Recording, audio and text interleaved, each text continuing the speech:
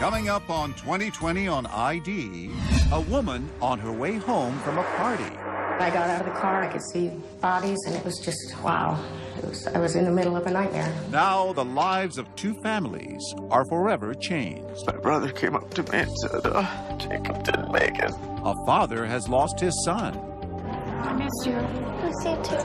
And a single mother faces years in prison for manslaughter. She killed somebody. How do we hold her accountable? A case that seems all but certain. We're talking about a severely intoxicated woman who gets behind a wheel, drives, and causes someone to die. An investigation under attack. And that's when I found out that I had the motorcycle going the wrong direction. And a daughter who watches and waits. I told the Lord that I need my mom, and hopefully He'll send her home. A story of hope, forgiveness, and an uncertain road ahead. Welcome to 2020 on ID. I'm John Quinones. Single mom Wendy Sue Anderson was driving home one night from a party. Suddenly, bright lights, a fatal crash. She admits she was drinking, but were there other factors that night? Are there things that might save her from going to prison and being taken away from her daughter? As Cynthia McFadden first reported in 2004, that night had tragic and lasting consequences for two families. And it all happened in a flash of a headlight. I got out of the car and looked at the motorcycle inside my car. And down the road I could see bodies, and it was just, wow. I was in the middle of a nightmare. Wendy Sue Anderson, a single mother, has spent 8 months in the Pima County Jail for her role in a traffic collision that happened on this quiet stretch of road outside of Tucson. On the afternoon of the crash, Wendy told her daughter she was going to a party. My daughter was playing with the neighbor girl. I asked her if she wanted to go. Thank goodness she didn't. She said that she was going to go to a party, and I knew that there was going to be drugs involved, or at least beer involved. So I said, Mom, could I just go to my next-door neighbor's house and play for a little bit? Across town, Jacob Hotzenbuehler was climbing on the back of his father's motorcycle. I picked Jacob up from school. He gets off at 8 o'clock, so I picked him up at 8 o'clock. We stopped at the Circle K right there, got some gas. Then I took off down the highway. By then, Wendy was heading home from the party. About a mile from home, she had to make a left-hand turn at the crest of a small hill. I don't know if I blacked out. I can't imagine myself blacking out. But I just don't remember past that point, halfway up that hill. Right when I started into my turn, the last thing I remember is a headlight, and it was just right there. It's so fast. I can't remember. I mean, I saw the light, and that was it. It was like, phew. She said that she was going to be home around 8 o'clock, and it got to be 9, around 10. So I was, like, really, really worried. I was, like, really scared that something had happened. Wendy walked away with minor bruises, but the motorcycle riders were thrown over 70 feet. When we were in the hospital, my brother came up to me and said, we're sorry, Jacob didn't make it. Jacob was pronounced dead at the scene, and hours later, Wendy Sue Anderson was charged with manslaughter. She killed somebody, an innocent 17-year-old. And what's the proper thing to do with regard to her? How do we hold her accountable? Mark Diebold, the prosecutor on the case, says that because Wendy's blood alcohol level was 3 times the legal limit, she is responsible for Jacob's death. If you believe and understand that she's a 244 blood alcohol concentration and he died as a result, then she's guilty of manslaughter. It's as simple as that. This doesn't have to do with her, whether she was impaired or not. Suzanne Crawford is the public defender assigned to the case. She says that whether Wendy was intoxicated or not, she was going under 10 miles an hour at the time of the crash and did not cause the accident. This is about whose fault was it? There's a lot of evidence pointing away from Wendy and pointing at Lee Hotzenbuehler. Crawford is hoping the jury will look at her client's blood alcohol level differently when they learn that Lee Hotzenbuehler and his son Jacob had traces of marijuana in their systems the night of the crash, that they weren't wearing helmets, and may have been speeding.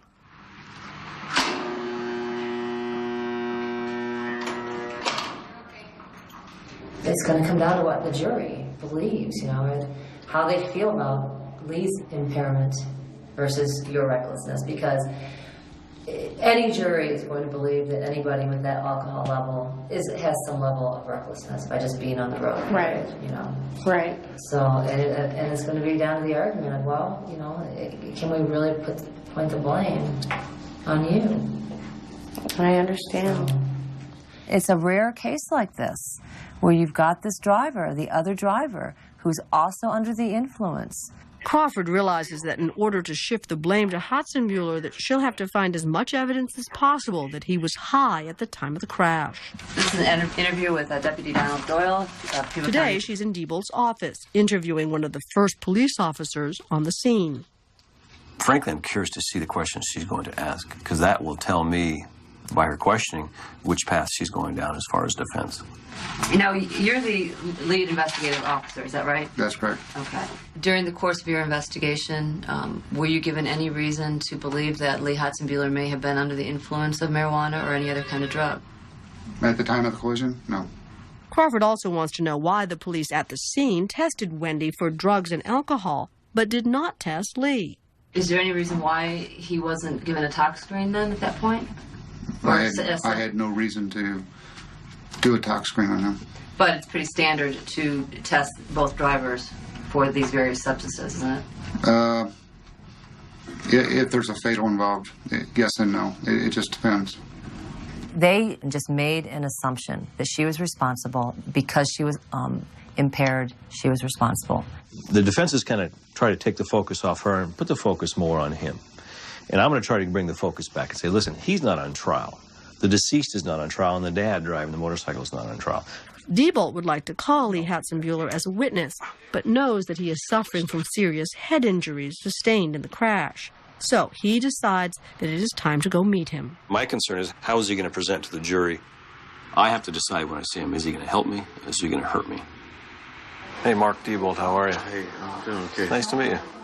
Somewhere in the back of your head, I want you to at least think about the possibility that I have to call you in on a certain day to testify. You know, and I have thought about that so many times.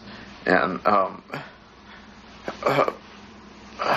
because my life is ruined, I don't want to ruin her baby's life. And so I have a mixed emotion about this. Now, this is the part I want to talk to you a little bit about. When you were taken to the hospital to be checked out, they took your blood, and your blood was tested, and it came back with marijuana in the system. Okay. Were you smoking a lot back around that time frame, or every day? No. I don't never smoke a lot. It's an occasional thing, you know. If I were to ask you the best of your recollection, were you straight on that day, or were you under the influence? Did you smoke a joint before you got on the motorcycle? Oh, no. He's honest. He's sincere. I think for the state to prove its case, he's a necessary witness. Diebold thinks that Lee Hatzenbuehler would make a sympathetic witness, but knows his marijuana use could still pose problems. So he goes to see his supervisor for advice. I've got marijuana in the system of both the dead son and the father. What kind? What do you got? What specifically? THC? Carboxy THC or THC? One can be an inactive metabolite with no psychoactive effects. Which one's that? Carboxy THC. I knew that. Diebold is learning that there's a big difference between active THC, which affects the brain for a couple of hours, and inactive traces of THC, which remain in the bloodstream for 30 days.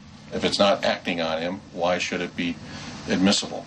After doing his homework, Diebold realizes that because the police at the scene did not immediately test Lee Hatzenbuehler's blood, there is no conclusive proof that he was high at the time of the crash. His blood was drawn at the hospital, but not tested until months later, long after the active ingredient marijuana would have left the sample. See, Bruce thinks. Because there's no definite proof that Hatzenbuehler was high at the time of the crash, Diebold files a motion asking the judge to rule that the defense not be allowed to introduce any evidence about the traces of marijuana found in his blood. The court is going to grant the state's motion to preclude the presence of the marijuana metabolites in the blood system. as the unfair prejudice outweighs any little appropriate value. Seems The like judge agrees with Diebold and rules that no evidence about the marijuana use could come in. I can't believe that he just doesn't even think it's relevant. I mean, I had very specific case law on that marijuana issue. It floors me that he doesn't think it's relevant. It's hard to stomach that she's getting a fair trial. I don't think she's getting a fair trial. I want you to be realistic with yourself, okay? Because I don't want you to crash here if we don't win. For your own sanity and your own expectation and Rachel's, hope for the best. But in this system, you almost have to expect the worst. When we come back, prosecutors prepare their case against Wendy Sue Anderson. But could a major snag derail them? She wrote a letter to the judge. She said anybody who would cheat on his wife would crunch numbers for money. And an explosive outburst as the trial begins. My son's killed. She came here, killed me, and she's still up to life. Stay with us.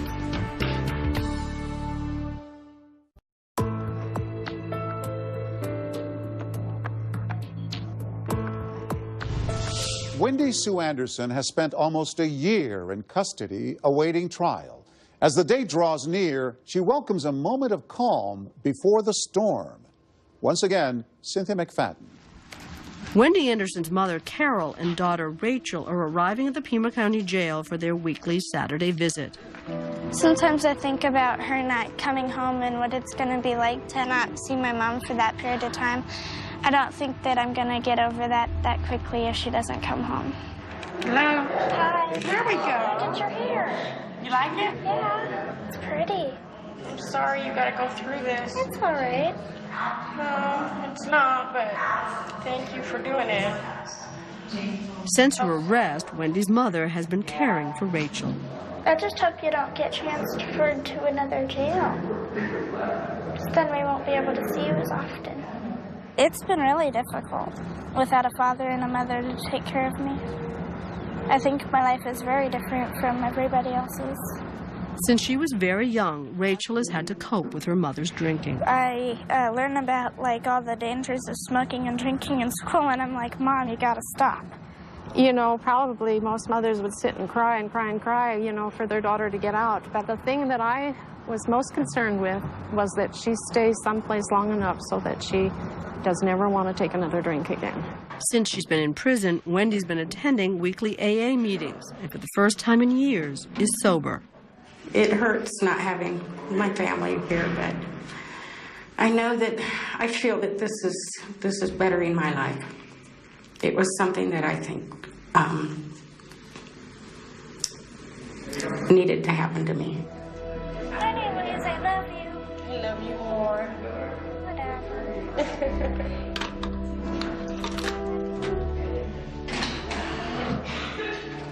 I pray every night that she's gonna come home. I told the Lord that I need my mom, and hopefully He'll send her home. Because Wendy's lawyer, Susan Crawford, cannot introduce any evidence about the traces of marijuana found in Lee Hotzenbuehler's blood or the fact that he was not wearing a helmet, she is left to argue that Hotzenbuehler was responsible only because of excessive speed. The motorcycle was absolutely embedded in Wendy's car. I mean, it just was embedded. And so the speed of that motorcycle is really important. To establish the speed of the motorcycle, she hires retired police detective Larry Cripes and his team of experts to examine the vehicles and reconstruct the accident. All she wanted to do was turn left, and she ran into a situation where, this was pretty overwhelming. I think it would be to anybody in that situation. The prosecution says that Wendy caused the crash because she was so drunk that she veered into the wrong lane 30 feet before her turn home. But Larry's calculations seem to support what Wendy's been saying all along, that she was making a proper left-hand turn when the motorcycle riders emerged from this dip in the road at such a high speed that she had no time to react. They're a major factor in this collision. Their behavior is a major factor in this collision. And I don't think anybody can ignore that. When you take the sum total of what's going on, she's a victim too.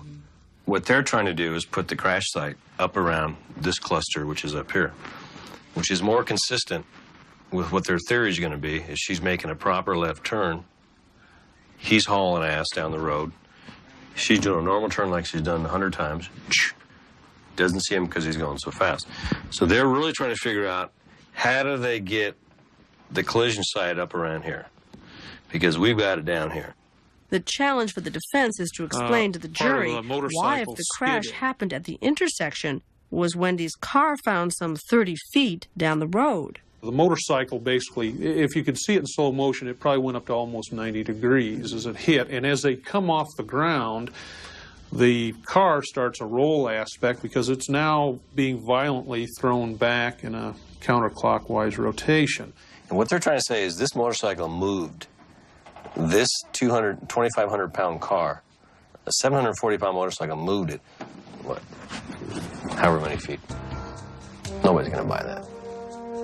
But Crawford is hoping that the jury might buy it when they discovered that the prosecution's reconstructionist made mistakes. Susan Crawford, interview with Marty Fuentes, reconstructionist.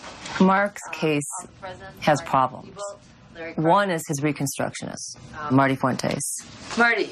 Yes. You at some point took a look at your first report. Correct. And you saw that there were some errors. Oh, yeah.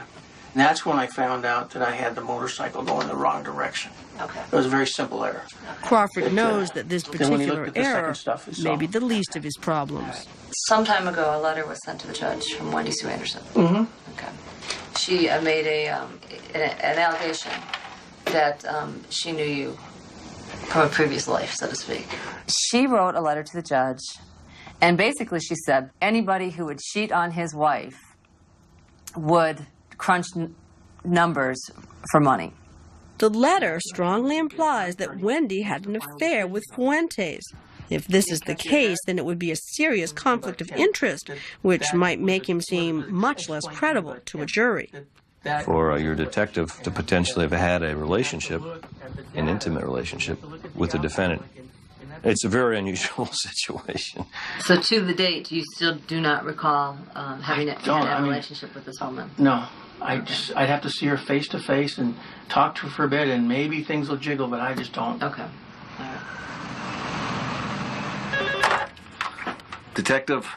3 days later, Diebold gets a call from Detective Fuentes, whose memory has improved. Listen, you don't got to explain anything to me. I just want to know I understand the deal. He says there may have been a woman who was more petite at the time and younger, obviously, that he may have known for a couple months. First thing on Monday morning, Wendy Sue Anderson is transferred to a holding cell in the courthouse to await the start of her trial. I got my mom's pearls on. I wear them for every trial. American flag, red, white, blue. Short haircut, just got a little trim, $8 trim over the weekend, just a little.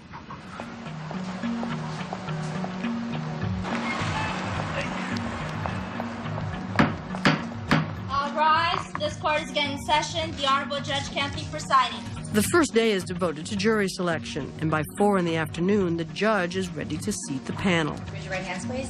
Do you each of you swear to God or This is the jury of her peers, 6 women and 8 men. Among them, a bank teller, a legal assistant, a postal supervisor, and a teacher. Ladies and gentlemen, my name is Mark Diebold, and I'm the prosecutor in this case. The defendant drank enough alcohol to get to a .244 blood alcohol concentration. We're talking about a severely intoxicated woman here who gets behind a wheel, drives, and causes someone to die. That's manslaughter. And at a .244, ladies and gentlemen, that's as reckless as it gets.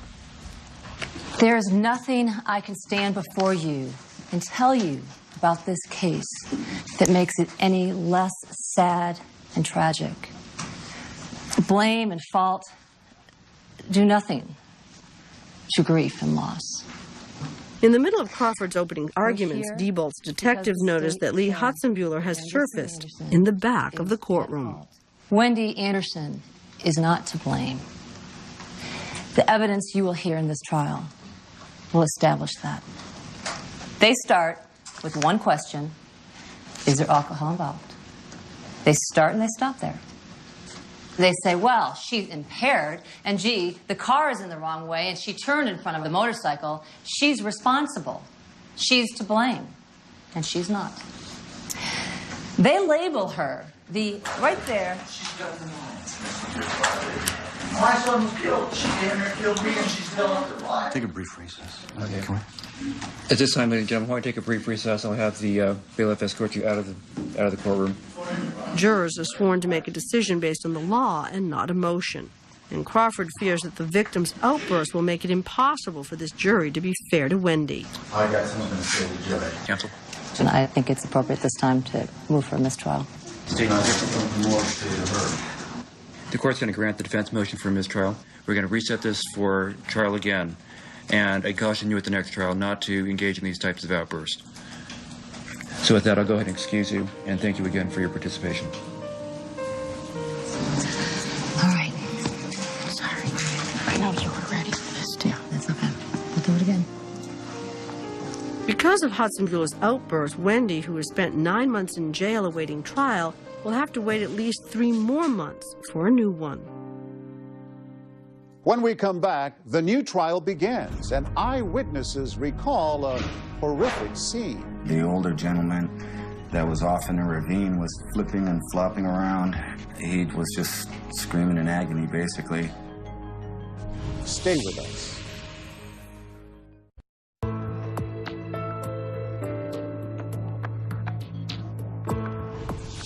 2 days before Wendy Sue Anderson's retrial, her daughter Rachel and mother Carol came for what they hope will be their last Saturday morning visit. I like your jacket. Thank you. How's school going? Good. You liking Spanish? Yeah. There was this really cute guy, but you don't have to worry about him. He'd never go out with me. Wendy has now been apart from Rachel for close to a year. I think of her as my little girl, and she's not a little girl anymore. She's a young lady. I love you. Love you too. I miss you. Miss you too.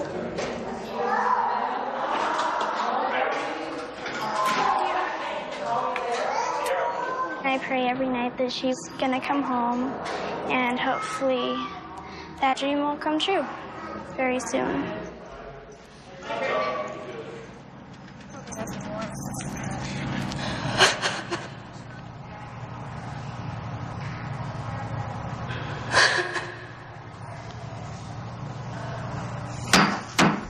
All rise. This court is again in session. The Honorable Judge Kempthey presides. It's 3 months after the mistrial, and a new jury has been seated for Wendy's retrial. Among them, an architect, an engineer, and 3 teachers. Reckless behavior is what brings us here today, ladies and gentlemen. Once again, they start their openings.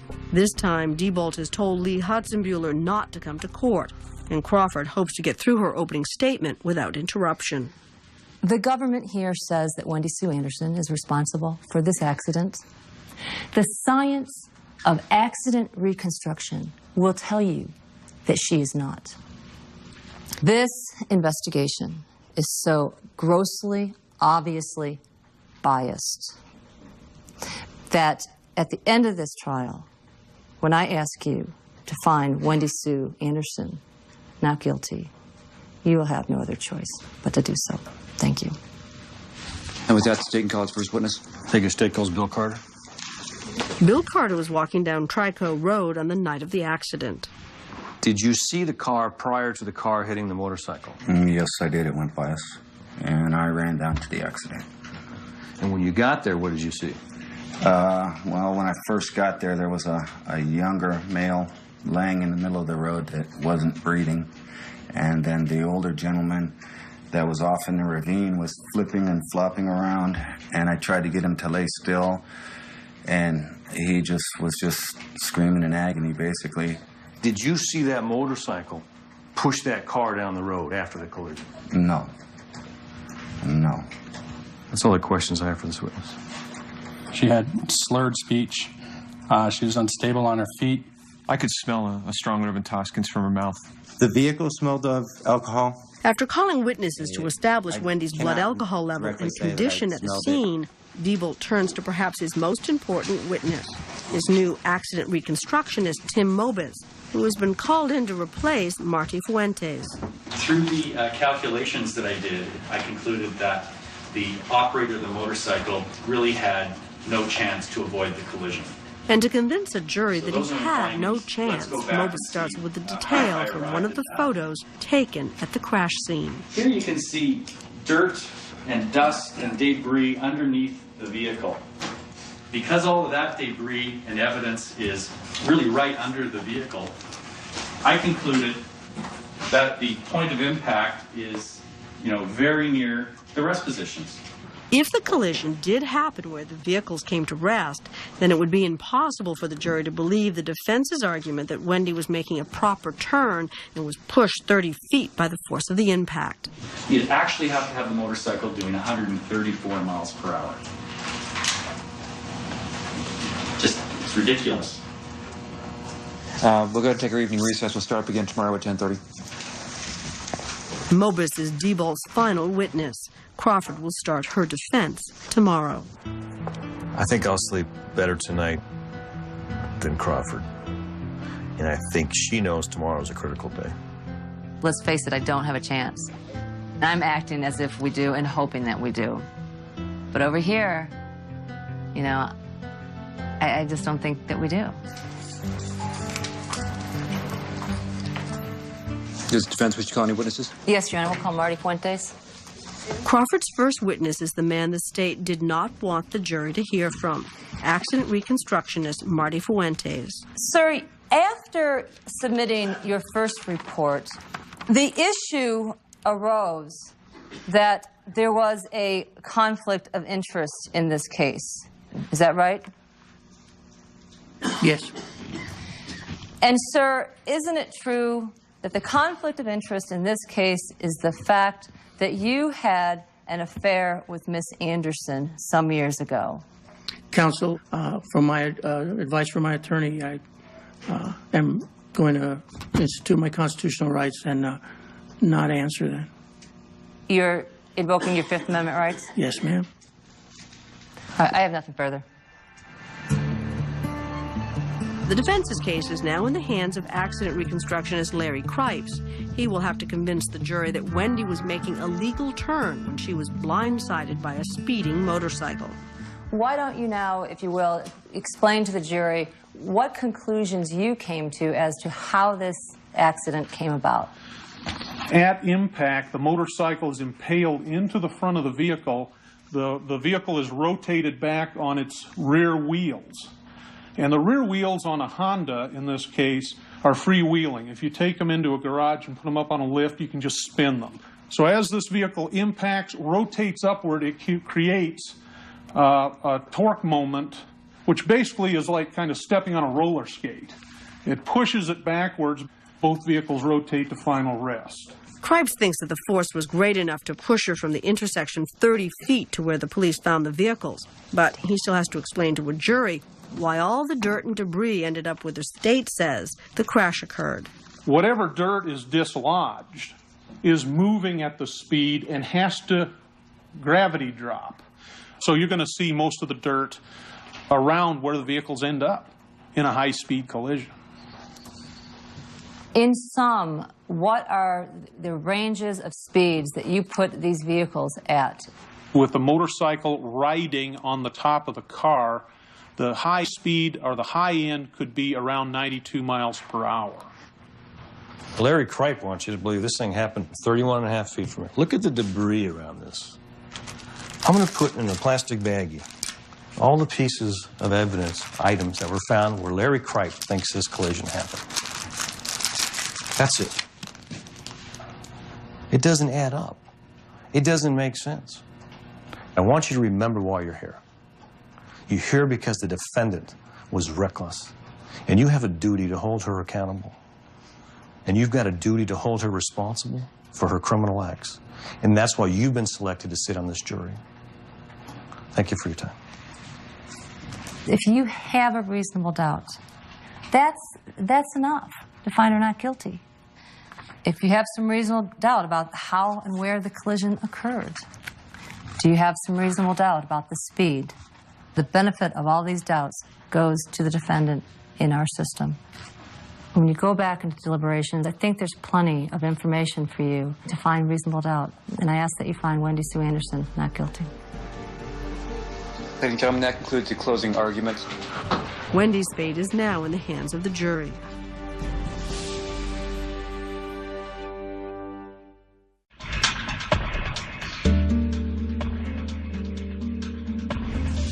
As the jury goes into deliberations, there's one thing that's certain about the Wendy Sue Anderson case. She was legally drunk when she got in her car and crashed into a motorcycle, killing Jacob Hatzenbuehler.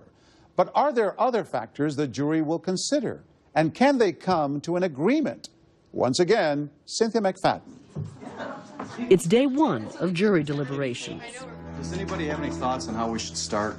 Has anybody been through this before? Yeah, I've been through it once before. Do you want to be the Any objections? You're to being appointed. the foreman? No, I don't have a problem with that. Okay. Okay, you're appointed. You're it. You're the foreman. Wendy has been brought from the jail to wait in a holding cell just down the hall from the jury room. This could be my last morning waking up there. I could be home tomorrow.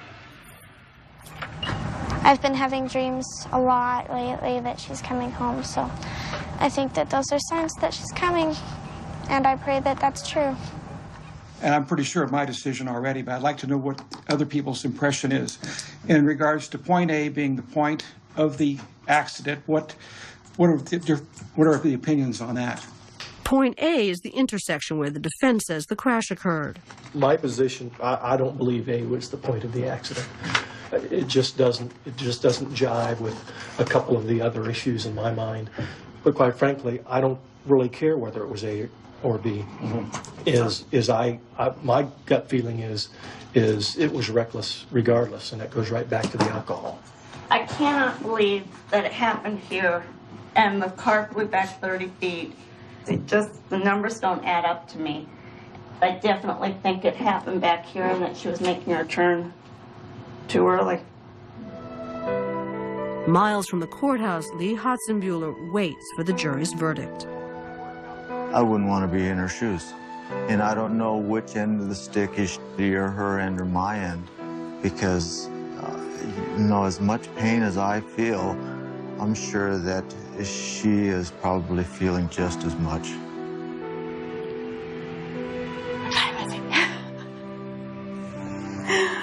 Oh, it's gonna be the slowest day. I just think she was too out of it to really even realize that there was an oncoming vehicle and just turned right into it. I really believe that. There's two things that count. Manslaughter because she was on the wrong side of the road. Reckless because she was drunk. So it's reckless manslaughter. That's it. I agree. Do you care whether it was A or B? I don't care A, B, C, or D, or where the dirt was, or any of the damn thing. She was on the wrong side of the road, and she was drunk. And that's reckless manslaughter.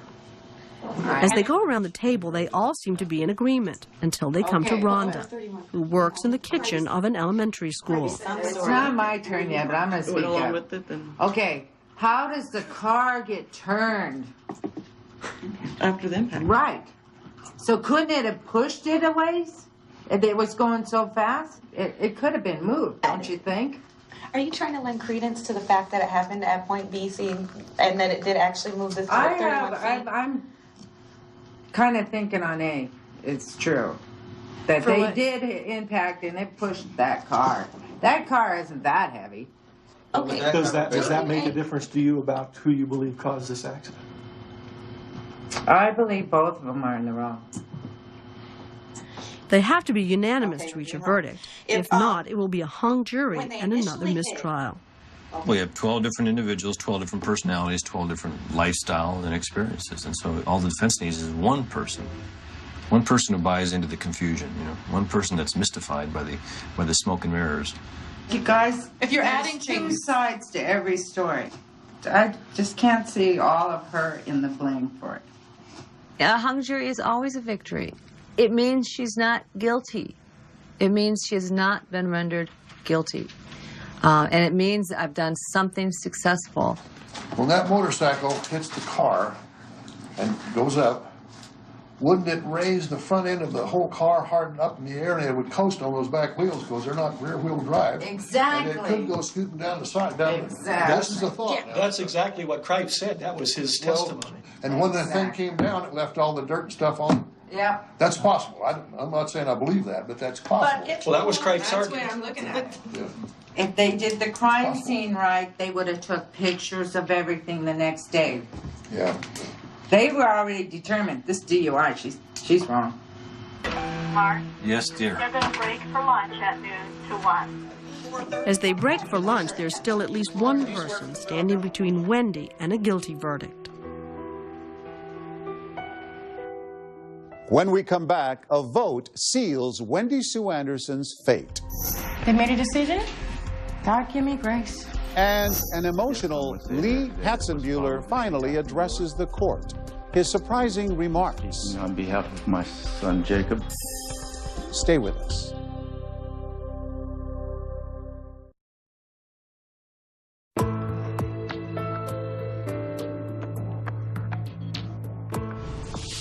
Despite the expert testimonies and the diagrams, nothing that either the prosecution or the defense has laid out in court has given the jury a clear-cut case. And the jury has been divided, sometimes heatedly. But now they must follow their gut. It's time to vote on Wendy Sue Anderson's fate. Once again, Cynthia McFadden. Well, I think we ought to vote. He wants to just get it over with, doesn't he? These guys are in a hurry. They're already made their mind up. I want to see everything. I don't want to be down the road feeling guilty that I made the wrong decision. When she drank what she drank, and then she got in the car and drove, that's the point at which I say that was when she acted recklessly. It wasn't when she turned left, or whether she turned left correctly or incorrectly. It was the decision to get in the car and drive. Everybody that lives nowadays knows that you don't drink and drive. So it's not like she's been kept sheltered and didn't know there was a risk of drinking and driving. Well, even that's not an excuse. You can't think about what the penalty is going to be for her. We're not here to decide that. Well, I know that. So we have to say, did she knowingly get in that car after drinking however many beers? It doesn't matter. She's been drinking. Did she get behind that wheel knowing that she had the intent to injure somebody? Even if she didn't stagger. She her had blood that blood. alcohol was huge. Right. Yeah, that right there. And she got behind the wheel and she drove. There can't be any question. She was drunk. Yeah. You just cannot be. Are we ready to vote? Are you ready to vote? Yep. This is on the manslaughter. All those who would vote for guilty on this, raise your hand. Oh.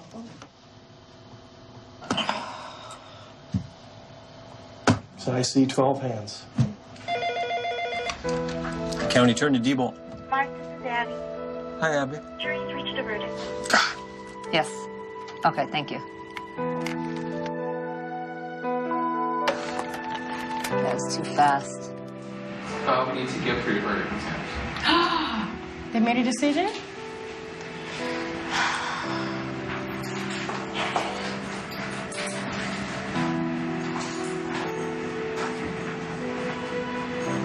God give me grace. All rise. This court is again in session. Will you hand the verdict forms to the bailiff, please?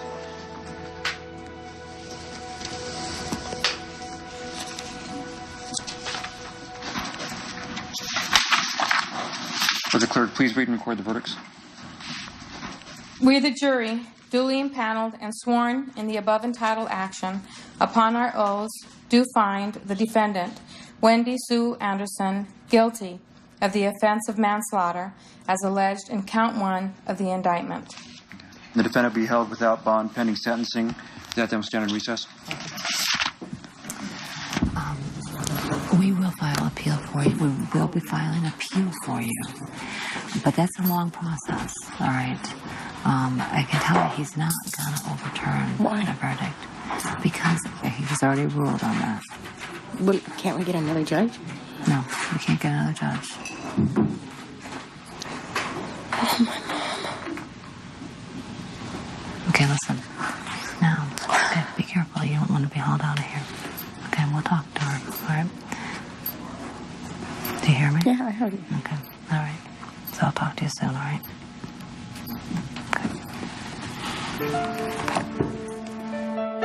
Wendy Anderson has fired Suzanne Crawford and brought on another lawyer to handle her sentencing.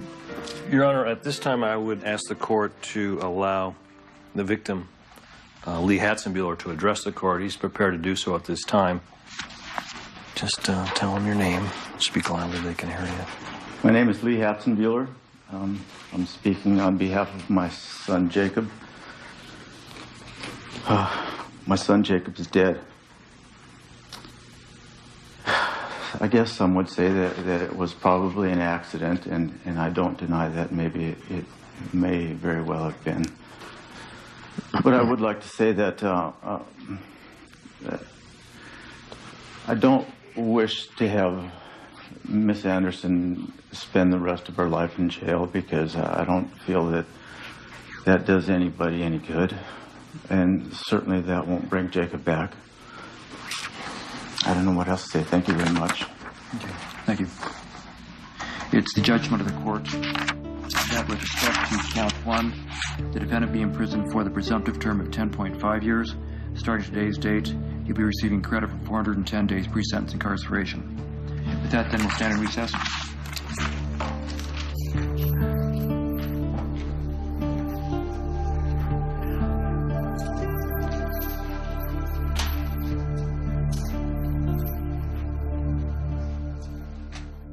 Wendy Sue Anderson was released from prison in 2011 after serving 9 years of her sentence. As of 2013, she was living in Tucson, working at a restaurant while studying for an associate's degree in computer networking. She told us she remains sober and will always acknowledge the pain of the Hatzenbuehler family. She remains close to her daughter, Rachel. Lee Hatzenbuehler says he still suffers from headaches and memory loss as a result of the accident and brain surgery. While he said he still misses his son, he also told us he does not harbor any ill will toward Wendy Sue. I'm John Quinones. Please join us next time for another edition of 2020 on ID.